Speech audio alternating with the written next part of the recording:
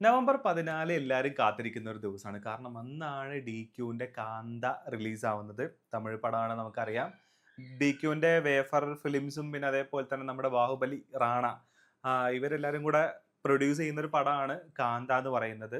തമിഴ് നടനായിട്ടുള്ള ത്യാഗരാജ ഭാഗവതരുടെ ഒരു ലൈഫാണ് ഈ ഒരു പടത്തില് പറയുന്നതെന്നാണ് പറയപ്പെടുന്നത്. അപ്പൊ അതിന്റെ ഭാഗമായിട്ട് തന്നെ കുറച്ച് കോൺട്രോവേഴ്ഷ്യൽ സാധനങ്ങളും കൂടെ റൺ ആവുന്നുണ്ട്. കാരണം തമിഴ്നാട്ടിലെ അവിടുത്തെ സുപ്രീം കോടതിയിൽ കേസ് പോയിട്ടുണ്ട് ഇതിന്റെ റിലീസ് തടയണം എന്നൊക്കെ പറഞ്ഞിട്ട്. കാരണം ഈ പറയുന്ന ത്യാഗരാജ ഭാഗവതരെ ഇതിനകത്ത് നെഗറ്റീവായിട്ട് ചിത്രീകരിക്കുന്നുണ്ട് എന്നൊക്കെ പറഞ്ഞിട്ടാണ് അവരുടെ ബന്ധുക്കൾ ഇപ്പോഴത്തെ അവരുടെ ബന്ധുക്കൾ എന്ത് ചെയ്തിട്ടുള്ളത്, കേസൊക്കെ ആയിട്ട് മുന്നോട്ട് പോയിട്ടുള്ളത്. അപ്പോൾ 18-ാം തീയതി അതിന്റെ കേസ് പരിഗണിക്കുന്നുണ്ട് എന്നൊക്കെയാണ് ഇപ്പോഴത്തെ ഒരു റിപ്പോർട്ട് വന്നുകൊണ്ടിരിക്കുന്നത്. അപ്പോൾ അതെല്ലാം ഒരു സൈഡിലൂടെ പോയിക്കൊണ്ടിരിക്കുന്നുണ്ട്. അപ്പോൾ അതിന്റെ കൂട്ടത്തിൽ തന്നെ ഇതിന്റെ ലോഞ്ചിന്റെ സമയത്ത് DQന്റെ ഒരു ഒരു പ്രസംഗമുണ്ട്. അപ്പൊ അതിനകത്ത് പുള്ളി പറയുന്നൊരു കാര്യമുണ്ട്. അതായത് എനിക്ക് കുറച്ച് കഴിഞ്ഞ സമയത്ത് ഇതിന്റെ ഡയറക്ടർ ഇനി എന്നെ ഇതിന്ന് പുറത്താക്കുമെന്ന് എനിക്ക് തോന്നിപ്പോയി എന്നുള്ളൊരു കാര്യം പറയുന്നുണ്ട്. അപ്പോ അതിന്റെ ഒരു റീസൺ പുള്ളി തന്നെ പറയുന്നത്. അതായത് 5 വർഷമായിട്ട് ഓടിക്കൊണ്ടിരിക്കുന്ന ഒരു കഥയാണത്. 5 വർഷമായിട്ട് അവര് ഡിസ്കസ് ചെയ്യുന്നു, വീണ്ടും ഡിസ്കസ് ചെയ്തുകൊണ്ടിരിക്കുന്നു, വീണ്ടും ഡിസ്കസ് ചെയ്യുന്നു. സ്റ്റോറി ഇങ്ങനെ മാറി മാറി പോകുന്നു. പോയിടത്തുനിന്ന് വീണ്ടും തിരിച്ചെത്തിക്കുന്നു. ഇങ്ങനെയൊക്കെ വന്നുകൊണ്ടിരിക്കുകയാണ്. അപ്പൊ 5 വർഷം ഒരേ ഒരു കഥയുടെ പുറകെ നടക്കാന്ന് പറഞ്ഞു കഴിഞ്ഞാൽ ആ ഡയറക്ടറിന്റെ അത്രയും സമയമാണ് പോകുന്നത്. അത്രയും കരിയറുമാണ് പോയിക്കൊണ്ടിരിക്കുന്നത് എന്നുള്ളതാണ്.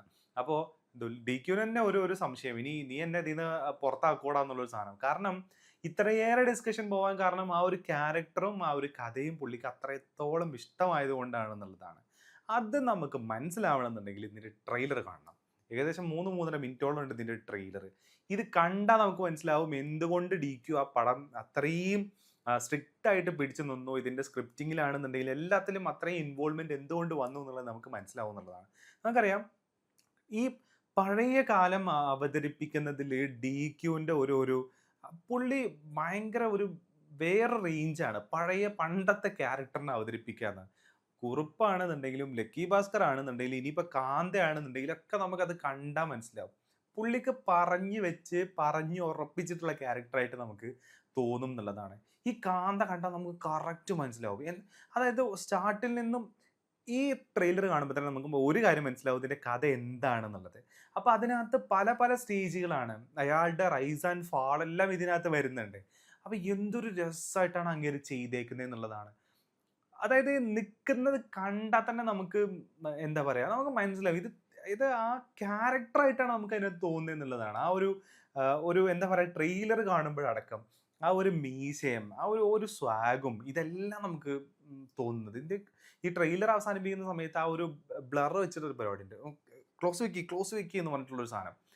അതേപോലെ തന്നെ റൈവൽറി ആണെന്ന് നമുക്ക് മനസ്സിലാവും. അതായത് ഈ സമുദ്രഖനിയും അതേപോലെ തന്നെ ഡിക്കും ഈ ത്യാഗരാജ ഭാഗവതരും തമ്മിലുള്ള ആ ഒരു ഒരു റൈവൽട്രി ആണെന്നും കൂടെ നമുക്ക് ഇതിനകത്ത് മനസ്സിലാവും. എന്ത് റൈവൽട്രി ആണ്, എങ്ങനെയാണ് അത്, ഇതിനകത്ത് ആരാണ് വില്ലൻ ആരാണ് നായകൻ എന്നുള്ളത് നമുക്ക് ഇതിനകത്ത് റിവീൽ ആവുന്നില്ല. എങ്കിൽ കൂടെ കഥ എന്താണ് എന്താണ് സംഗതി എന്ന് നമുക്കിത് കിട്ടും. പക്ഷേ നമുക്കിതൊക്കെ മനസ്സിലായാലും നമ്മൾ തിയേറ്ററിൽ പോവും. അതിന്റെ റീസൺ ഇങ്ങേരാണ്. ഇങ്ങേര് തിയേറ്ററിൽ ആ ഒരു സ്ക്രീനിൽ ഇങ്ങനെ നിൽക്കുന്നത് കാണാൻ എന്ത് രസമുണ്ടെന്ന് അറിയാം. പിന്നെ വേറൊരു കാര്യം പറയുന്നുണ്ടായിരുന്നു. പുള്ളി ആ ഇന്റർവ്യൂവിൽ പറയുന്നൊരു കാര്യമാണ്. ഈ പറയുന്ന കോടമ്പാക്കത്തു നിന്നാണ് മലയാള സിനിമയാണെന്നുണ്ടെങ്കിലും കന്നഡയാണെന്നുണ്ടെങ്കിലും തെലുങ്കാണെന്നുണ്ടെങ്കിലൊക്കെ പിരിഞ്ഞു പോയത് എന്നുള്ളത്. അപ്പൊ അന്നത്തെ ആ ഒരു ഒരു സ്റ്റുഡിയോ കൾച്ചർ എന്താണെന്നുള്ളത് ഈ ഒരു സിനിമ നന്നായിട്ട് പറയുന്നുണ്ട്. സ്റ്റുഡിയോ കൾച്ചറും സ്റ്റുഡിയോന്റെ അകത്തുള്ള കാര്യങ്ങളൊക്കെ ഈ സിനിമ നന്നായിട്ട് ഡീൽ ചെയ്യുന്നുണ്ട് എന്നുള്ളൊരു സാധനം കൂടെ പറയുന്നുണ്ട്. അതും ഈ ട്രെയിലർ കണ്ടാൽ നമുക്ക് മനസ്സിലാവും. കറക്റ്റ് ആണ്. കാരണം ഏറെക്കുറെ കുറേ കാര്യങ്ങൾ ഇതിനകത്ത് വരുന്നത് ഈ സ്റ്റുഡിയോന്റെ അകത്തുള്ള കാര്യങ്ങളാണെന്നുള്ളതാണ്. പിന്നെ മാത്രമല്ല അവര് ആ ഒരു ഒരൊറ്റ സിനിമയ്ക്ക് വേണ്ടിയിട്ട് 5 വർഷം ഇൻവെസ്റ്റ് ചെയ്തിട്ടുണ്ടെങ്കിൽ ആ ഇൻവെസ്റ്റ്മെന്റിന്റെ ക്വാളിറ്റി നമുക്ക് ഈ ട്രെയിലർ കാണുന്ന സമയത്ത് നമുക്ക് മനസ്സിലാവും എന്നുള്ളതാണ്. എന്നുവെച്ചാൽ അതിനകത്ത് കുറെ ഭാഗങ്ങൾ ബ്ലാക്ക് ആൻഡ് വൈറ്റ് ആയിട്ട് പോകുന്നുണ്ട്, എന്നാൽ കുറെ ഭാഗങ്ങൾ കളറിലും വരുന്നുണ്ട്. പിന്നെ കോസ്റ്റ്യൂം, അതിന്റെ ബാക്ക്ഗ്രൗണ്ട്, ആ സെറ്റപ്പ്, സ്റ്റുഡിയോന്റെ ഇൻസൈഡ്, അതിനകത്ത് ഉപയോഗിച്ചിരിക്കുന്ന ക്യാമറ, ഈ മൂവ്മെന്റ്, ഇതെല്ലാം കാണുമ്പോൾ നമുക്ക് മനസ്സിലാവും 5 വർഷത്തെ ഇൻവെസ്റ്റ്മെന്റ് ആ ഒരു പർട്ടിക്കുലർ സിനിമയിൽ എന്താണെന്നുള്ളത് നമുക്ക് കിട്ടും. അപ്പൊ ഇനി തിയേറ്റർ എക്സ്പീരിയൻസ് ആണ്. ഒന്നും നോക്കേണ്ടി വരില്ല, കിടിലൻ എക്സ്പീരിയൻസ് ആയിരിക്കും എന്ന് തന്നെയാണ് ഈ ഒരു ട്രെയിലർ കാണുന്ന സമയത്ത് തോന്നുന്നത്.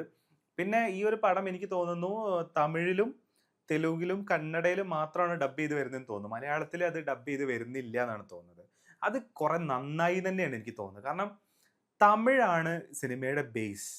അങ്ങനെയാണെന്നുണ്ടെങ്കിൽ നമ്മളിത് തമിഴിൽ കാണുന്നത് തന്നെയായിരിക്കും നല്ലത്. കാരണം അപ്പോഴേ അതിൻ്റെ ഒരു സോള് കിട്ടത്തുള്ളൂ. പിന്നെ മാത്രമല്ല ഇതിനകത്ത് ഡിക്ക് തമിഴ് പറയുന്നത് കേൾക്കാൻ നല്ല രസമുണ്ട് കേട്ടോ.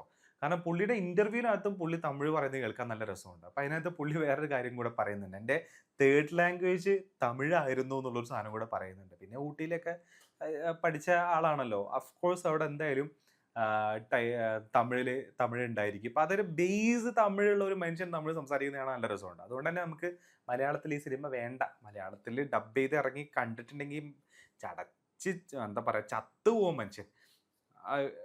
എന്താ പറയാ പുഷ്പ കണ്ടിട്ടുണ്ടാവുമല്ലോ എല്ലാരും. അതിനകത്ത് എന്റെ ഭർത്താവിന്റെ കണ്ണൊന്ന് നിറഞ്ഞാൽ ജില്ലയുടെ കണ്ണ് മൊത്തം നിറയുന്നൊക്കെ പറഞ്ഞിട്ട് രശ്മികയുടെ ഡയലോഗൊക്കെ സ്ക്രീനിൽ ഇങ്ങനെ മറ്റേ നമ്മുടെ എന്താ പറയാ അല്ലുവൊക്കെ കരഞ്ഞുകൊണ്ടിരിക്കുന്ന സമയത്ത് ആളുകൾ ഇവിടെ തിയേറ്ററിൽ നിന്ന് ചിരിക്കുക. ആ അവസ്ഥ എന്തായാലും ഇല്ലാത്തതാണ് നല്ലത്.